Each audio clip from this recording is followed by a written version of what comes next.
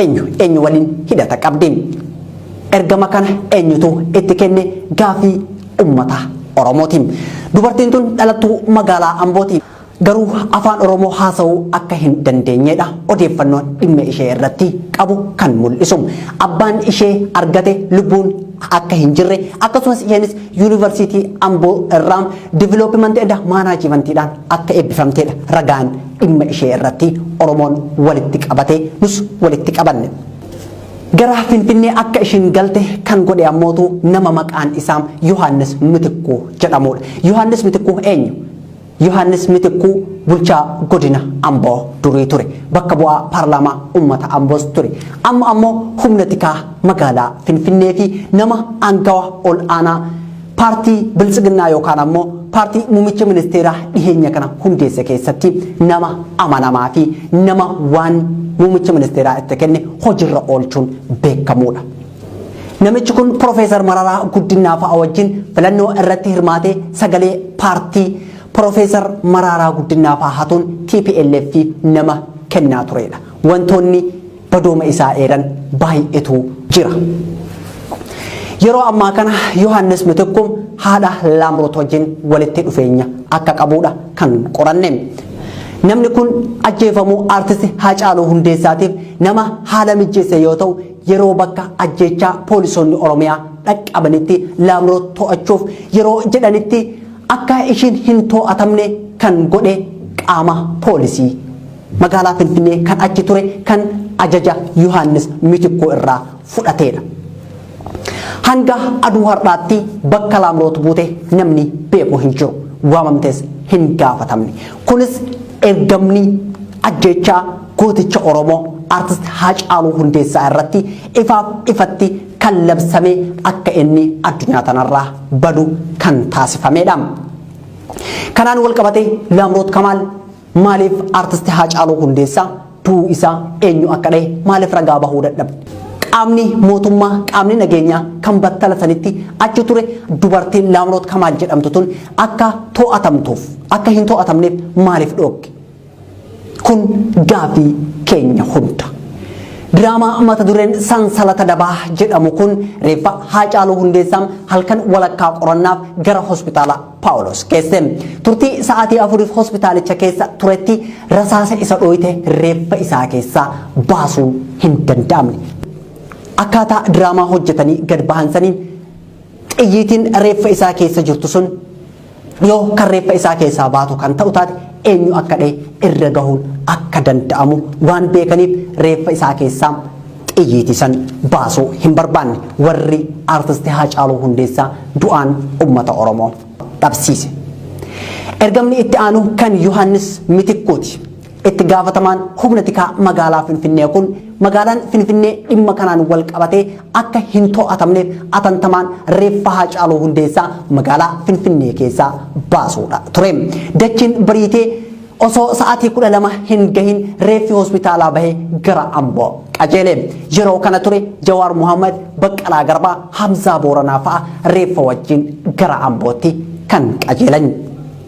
Hubadhu yaa Oromoo asirratti ammas ejjennoon yookaan ammoo diraamaan warri kun dalagee gad bahee akka hin gufanneef kan qajeelfamni garaagaraa darbaatii ture. Akkasumas ammootu Jawaar Muhammad akka to'atamuuf kan kallattiin kaa'amaa ture. Garuu osoo isaan hin fagaatin Jawaariin fa'a ajajni Finfinnee keessatti to'achuu darbe. Jawaar Muhammad uummata keessatti to'achuuf haalli hin mijjatu ture. Kana milkeessuuf reeffa of duuba deebisitu filatame. Iddoo kana akka taphataniif namoonni filataman ammoo Takkalaa Uumaatii fi pirezidaantii mootummaa naannoo Oromiyaa Shimallis Abdiisaattuu filatame. Itti gaafatamaa fi gahee qabaniin reeffa san gara duubaatti deebisanii akka Finfinnee keessatti haa awwaalamu jechuun tapha san akka taphatan qaamni isaanii ol jiru ajaje. Isaanis bilbiluun reeffi Finfinneetti akka awwaalamu deebisaa jedhanii gaafatan. Uummannis gammachuun fudhatee of duuba deebi'e. Karaa irratti reeffi mana Jawaar yookaan manuma Haacaaluu akka qubsiifamu walii galameeti ture. Jiddumaan haala hin beekamneen reeffi Haacaaluu Hundeessaa waajjira PP kan galma giddu gala aadaa Oromoo cinaa jiru seene. Akkamitti akka seene, maaliif akka seene, akkamitti akka butame uummannis hin beekne. Garuu ammoo wantichi diraamaa ta'uu isaati yookaan ammoo karaa Jawaar Mohaammed fa'aa ittiin to'atanii ummata Oromoo irraa ittiin gaadi'an ta'uu isaati. Jawaariin fa'aas akka galma giddu gala aadaa Oromootti dhufan godhame. Kunis haala geggeessaa Haacaaluu Hundeessaa irratti mari'annaa koottaa jedhanii yaamanii. Kan mariif osoo hin taane to'annaa jala oolchaniin diraamaa isaanii injifannoodhaan goolabuufi. Yeroo kana reeffi Haacaaluu waajjira PP galma giddu gala aadaa Oromoo cinaa jiru jiraam. Jawaar Baqqalaa, Hamzaa Booranaa fi qeerroon muraasni konkolaataan galma giddu gala aadaa Oromoo yeroo gahanitti eegdonni Jawaaris namni 8 hidhannoo guutuu wajjin Jawaariin faana achi gaheem.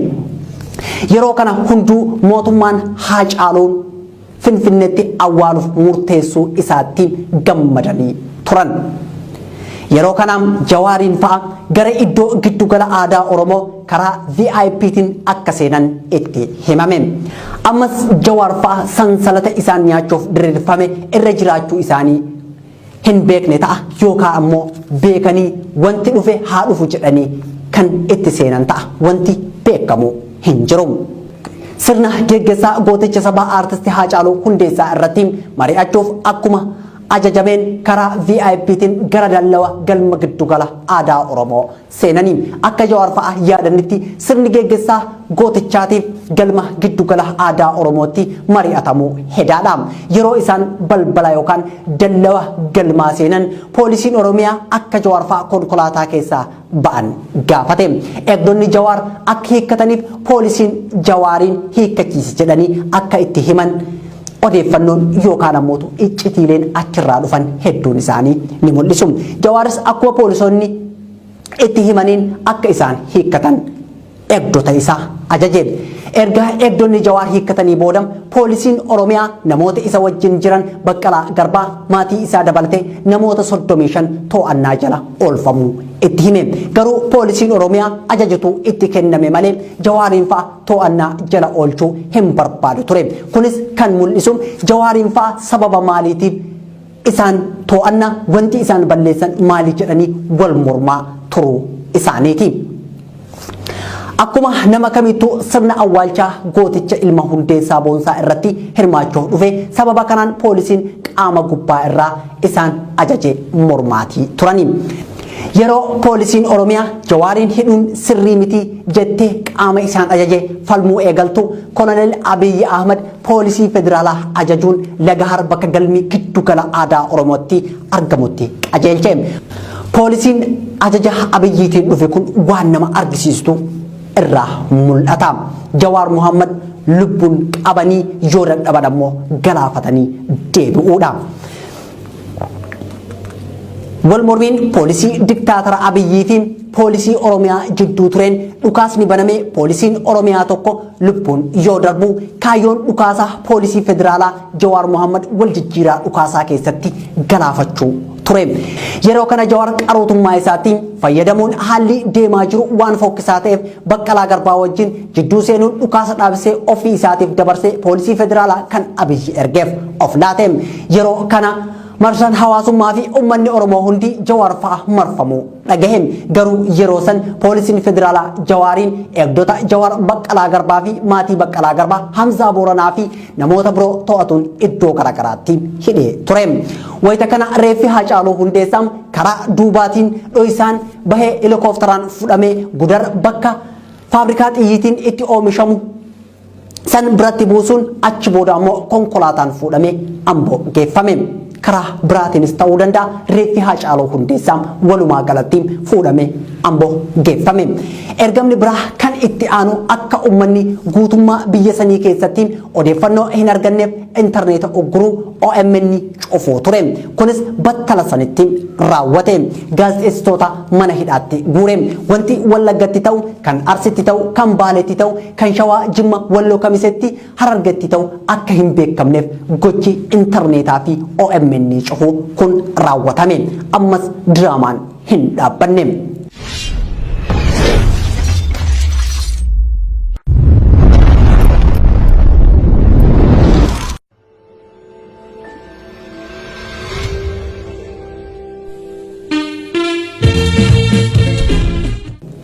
Reeffi Haacaaluu Hundeessaa osoo uummanni Oromoo uu jedhu afaan qawweetiin maatii doorsanii Ambotti awwaalaa jedhanii akka Ambotti awwaalamu taasisanii kunis nafxanyoota magaalaa Finfinnee keessa qubatan mufachiisuu dhabuuf waan hojjetamedha. Awwaalcha isaa booda Koloneel Abiyyi Ahmad reenjarii waraanaa godhachuudhaan dhaadataati ooleem. Kunis gammachuu diraamaa hojjetamee injifannoon xumuruu isaanii argisiisuudhaafi jechoota yeroo san Koloneel Abiyyi Ahmad fayyadamaa ture keessaa warra FB'n qabsaa'aa turee fi qabsoo isaanis to'annee jirra jechuun dhaadataati ture. Shimallis Abdiisaa TV Oromiyaa irratti shanetu ajjeesee jedhee lallabaatii ture. Kaansarii shanee yeroon itti balleessinu amma jedhe. Kunis abbaa irrummaa isaanii daran cimsatanii Itoophiyaa Minilik ijaaruuf waan itti deemaa jiran argisiisuudhaafi. Diraamaa kana keessatti gahee guddaa namni taphataa ture akka uummanni Oromoo shakkutti Koloneel Abiyyi Ahmad, Takkalaa Uumaa, Shimallis Abdiisaa, Yohaannis Bitikkuu fi nafxanyoota masaraa kiiloo 4 guutteedha.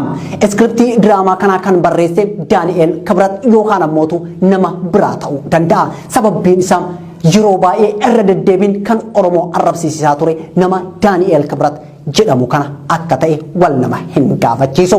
Kan biraa humni tikaa magaalaa Finfinnee Yohaannis Bitikkuu kun akka Haacaaluun wareegame kaasee hamma gaafa inni awwaalamutti maatii Haacaaluu Hundeessaa irraa adda hin baane.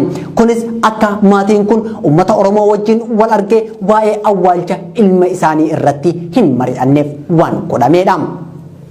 Adeemsi sansalata dabaa kun hundi waan itti yaadamee raawwatamedha. Kunis sababoota mataa isaa qaba. Sansalata dabaa diriirfame kana irraa kan fayyadamu tokko bulchiinsa Koloneel Abiyyi Ahmad.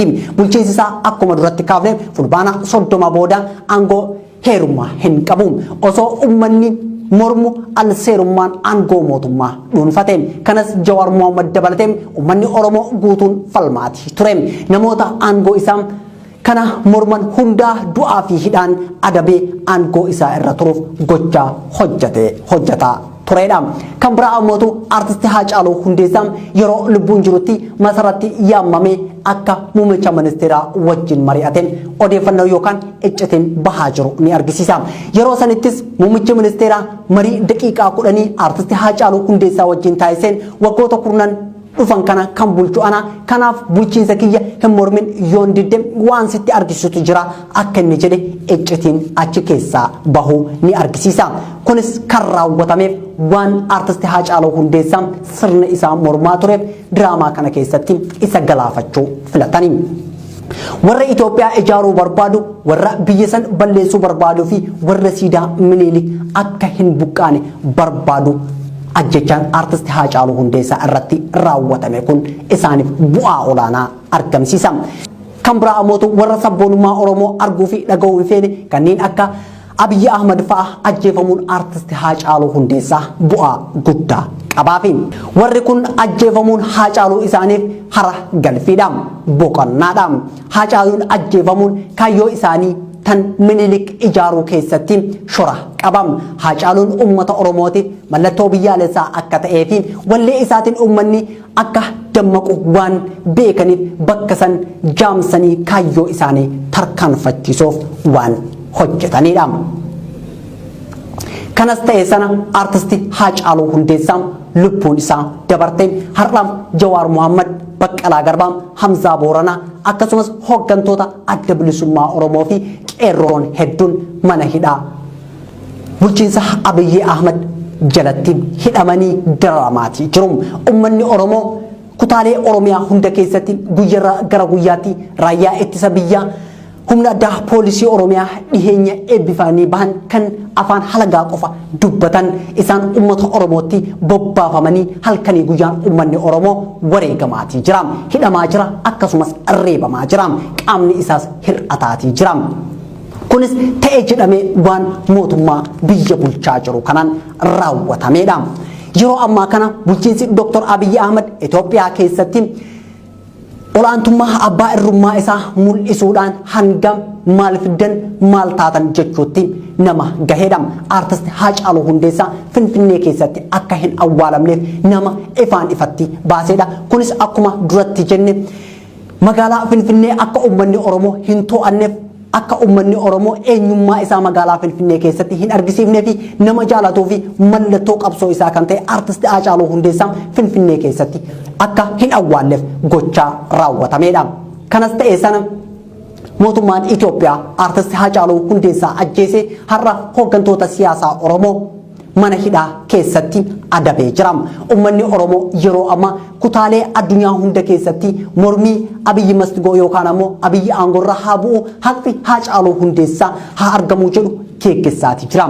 Garuu diraamaa ajjeefamuu artist Haacaaluu Hundeessaa irratti raawwatame kana mootummaanis ta'e qaamni biraa bal'inaan irraa dubbataa hin jiru. Keessaayyuu dubartiin Laamroot Kamaal jedhamtu tuni akkaataa itti artist Haacaaluu Hundeessaa ajjeefame nama itti dhiheenyaan beekamudha. Mootummaan Itoophiyaa yoo isin kan bilisa taatu taate yookaan diraamaa kana keessatti kan hin hirmaanne kan ta'u taate maaliif qorachuu dhabe?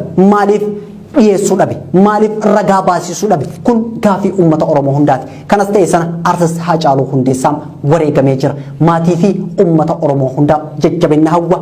Artist Haacaaluu Hundeessaatiif ammoo boqonnaa bara baraa hawwa. Artist Haacaaluu Hundeessaa seenaan isaa bara baraan nu wajjin jiraata. Dhugaan isaa haa ba'u.